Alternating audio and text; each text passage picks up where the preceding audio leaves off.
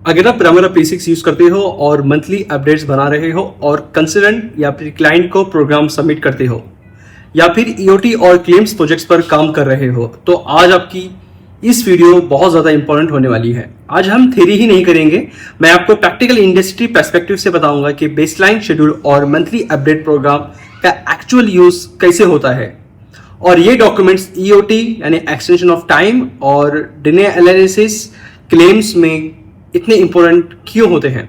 Believe me, बहुत सारे planning engineers सिर्फ शेड्यूल अपडेट करते रहते हैं, लेकिन उन्हें यह नहीं पता होता है कि वही शेड्यूल फ्यूचर में आर्बिट्रेशन, क्लेम सेटलमेंट और करोड़ के डिस्प्यूट्स को एविडेंस बन सकता है। पार्ट 1 में हम समझेंगे कि बेसलाइन शेड्यूल सिर्फ एक प्रोग्राम ही नहीं है। सबसे पहले एक बात याद रखिए कि बेसलाइन शेड्यूल सिर्फ प्लानिंग डॉक्यूमेंट नहीं होता, यह एक कॉन्ट्रेक्चुअल डॉक्यूमेंट है जो हम एज ए रेफरेंस यूज करते हैं फॉर फर्दर प्रोग्रेस अपडेट के लिए और with respect to the cost के लिए। जब क्लाइंट और कंसल्टेंट आपका बेसलाइन अप्रूव कर देते हैं, उस दिन से वही प्रोजेक्ट का ऑफिशियल रेफरेंस बन जाता है। फ्यूचर में अगर कोई डिले होता है तो कंपैरिजन इसी बेसलाइन के अगेंस्ट में ही होता है। अगर बेसलाइन वीक है तो आपका क्लेम भी वीक हो सकता है।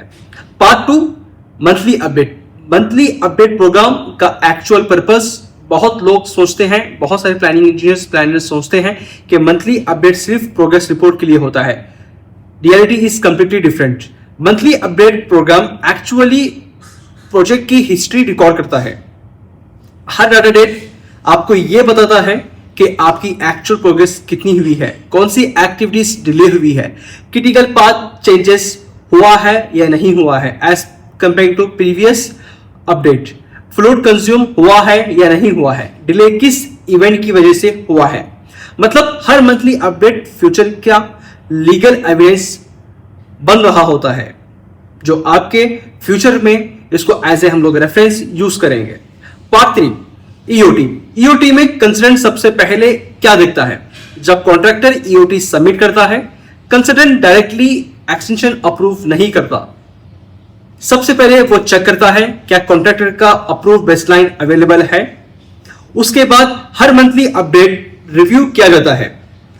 क्वेश्चंस ये होते हैं, जब भी अगर एज ए रिव्यूअर अगर ईओटी अगर रिव्यू कर रहा हूं तो सबसे पहले मेरे क्वेश्चंस ये होंगे कॉन्ट्रैक्टर से, ये डिले एग्जैक्टली कब स्टार्ट हुआ, क्या इवेंट का इंपैक्ट किस एक्टिविटी पर आया है, क्या एक्टिविटी क्रिटिकल पाथ पर थी, प्रोजेक्ट फिनिश डेट कितनी शिफ्ट हुई है, यानी against the baseline project finish date कितनी शिफ्ट हुई है।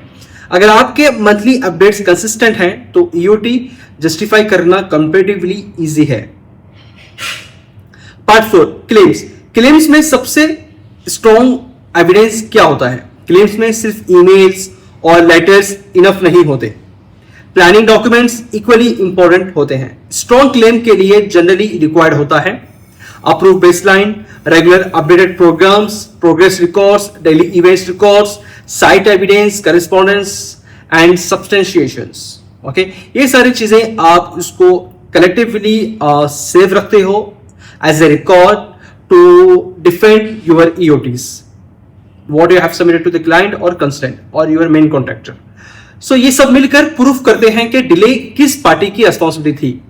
क्या ये एक एम्प्लॉयर की डिले थी, क्या एक कॉन्ट्रैक्टर की डिले थी, या फिर ये कॉन्करेंट डिले थी, यानी बोथ पार्टीज की तरफ से डिले थी। क्या ये कंपनसेबल है, क्या ये नॉन कंपनसेबल है, या बस आप टाइम्स के लिए एक्सटेंशन ऑफ टाइम के लिए आप एलिजिबल हैं। ये सब सारी चीजें सब्सटेंशियल आपको सपोर्ट करती है आपके ईओटी एंड आपके क्लेम्स के लिए। पार्ट 5, एक प्रैक्टिकल एग्जांपल। सपोज क्लाइंट ने ड्राइंग 45 डेज लेट इश्यू की। सो एज ए रिजल्ट क्या होगा? फाउंडेशन वर्क डिले हो गया। अगर फाउंडेशन वर्क डिले होता है तो इक्विपमेंट इंस्टॉलेशन डिले हो सकती है। अगर इक्विपमेंट इंस्टॉलेशन डिले हो जाती है तो आपकी कमीशनिंग भी डिले हो जाएगी। अगर आपके पास मंथली P6 अपडेट अवेलेबल हैं तो आप क्लियरली दिखा सकते हो कि डिले एग्जैक्टली किस मंथ में स्टार्ट हुआ और प्रोजेक्ट कंप्लीशन पर उसका क्या इंपैक्ट पड़ा, यानी क्या कैस्केडिंग इंपैक्ट पड़ा जो आपका late approval of drawing issue था। सो यहां पे आपका जो मेन जो ड्राइविंग फैक्टर है यहां पे है लेट ड्राइविंग।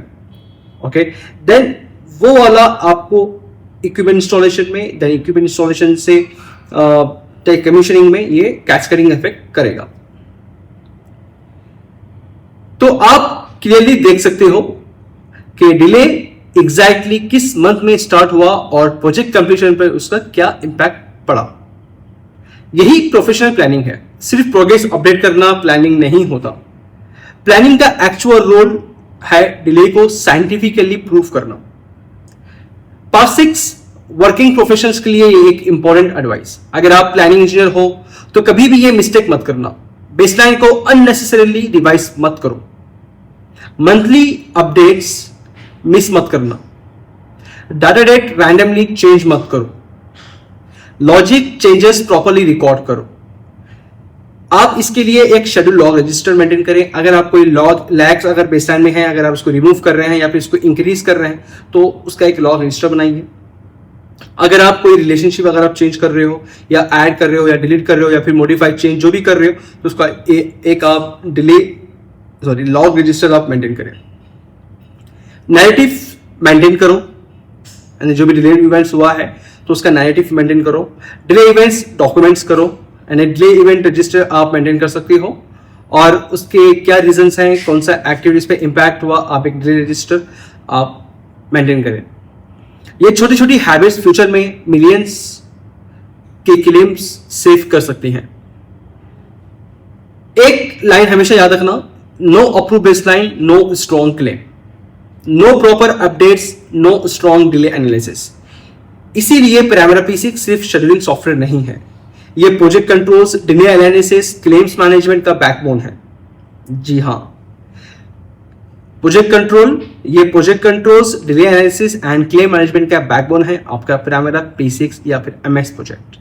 अगर आपको किसी ऐसी प्रैक्टिकल इंडस्ट्री वीडियोस पसंद आती हैं तो चैनल को सब्सक्राइब करिए। मैं हूं मोहम्मद अजहरुद्दीन सुल्तानपुरी और मिलते हैं नेक्स्ट वीडियो में एक और रियल इंडस्ट्री टॉपिक के साथ। Thank you.